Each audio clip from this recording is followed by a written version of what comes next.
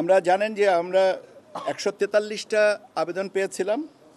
তার মধ্যে থেকে আমরা প্রাথমিক বাছাইয়ে পরে 22টা রাজনৈতিক দলের ব্যাপারে মাঠ পর্যায়ে তদন্ত জন্য বা অধিযাচনের জন্য পাঠিয়েছিলাম এবং মাঠ পর্যায় থেকে যে তথ্য পাওয়া গেছে সেই তথ্যের আবার ধারাবাহিকতায় আমরা 7টা রাজনৈতিক দলের নিবন্ধনের কথা বলেছে যে না, তারা কোয়ালিফাই করে না। একটা রাজনৈতিক দলের বিষয়ে আপনার বাংলাদেশ নেজামে ইসলাম পার্টি, তাদের ব্যাপারে মাননীয় হাইকোর্টের দায়েরকৃত রিট একটা আবেদন আর রায় প্রাপ্তির পরে এটা সিদ্ধান্ত নেওয়া হবে।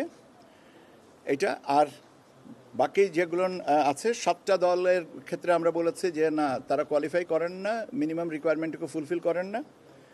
আর এর ধারাবাহিকতায় পুনঃ তদন্ত করে আমরা যে সিদ্ধান্তে কমিশন এসছেন সেটা আমি বলছি যে আপনার রাজনৈতিক কর্মকাণ্ডের ধারাবাহিকতায় এবং অংশগ্রহণ অতীত নির্বাচন সংক্রান্ত ধারাবাহিকতায় 3টা দল প্রাথমিকভাবে বিবেচিত হয়েছিল: জাতীয় জনতা পার্টি, জাতীয় সমাজতান্ত্রিক দল, জাসদ শাহজাহান সিরাজ এবং বাংলাদেশ জাতীয় লীগ।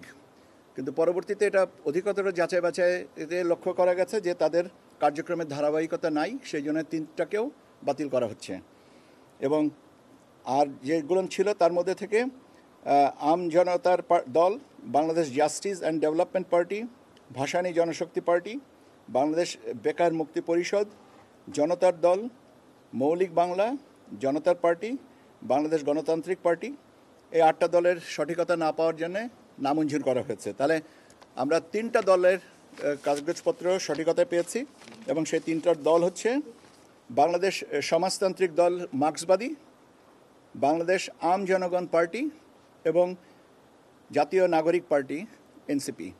এই 3টা দলের ব্যাপারে এই নতুন প্রার্থিত নিবন্ধনের বিষয়ে এটা কমিশন মনে করেছেন যে এই 3টা দল রাজনৈতিক দল হিসেবে নিবন্ধন পেতে পারেন এবং তাদের ব্যাপারে আগামীকাল পত্রিকায় আমরা বিজ্ঞপ্তি দিব যাচাই বাছাইয়ের জন্যে, অভিমতের জন্যে। এবং 12 তারিখের ভিতরে আমরা এই অভিমতগুলোর সময়সীমা, জনসাধারণের সময়সীমা নির্ধারণ করে দিচ্ছি এবং এই নির্ধারিত সময়সীমার মধ্যে যে তথ্য পাওয়া যাবে সেটা পর্যালোচনা করে চূড়ান্ত সিদ্ধান্ত নেওয়া হবে। প্রতীকের বিষয়টা এখনো পর্যন্ত যেটা আমার কাছে যেটা আমার জানা আছে যে এনসিপি চেয়েছে শাপলা কলি, আর একটা দল চেয়েছে কাচি, আর একটা দল তাদের প্রতীক পরিবর্তনের জন্য অনুরোধ করেছে। সেটা নিয়ে এখন সেই জন্য এই প্রতীকটা বলি নাই। আর একটা দল যেহেতু বলেছে, এখন তিনি কোনটা চেয়েছেন এটা আমি দেখি নাই। সেটা যদি প্রাপ্যতা থাকে তাহলে সেটা সহ এটা বিজ্ঞপ্তিতে দেওয়া হবে। এটা হয়তো আরেকটু পরে বিজ্ঞপ্তিতে যখন যাবে তখন আপনারা নিজেরাই জেনে যাবেন।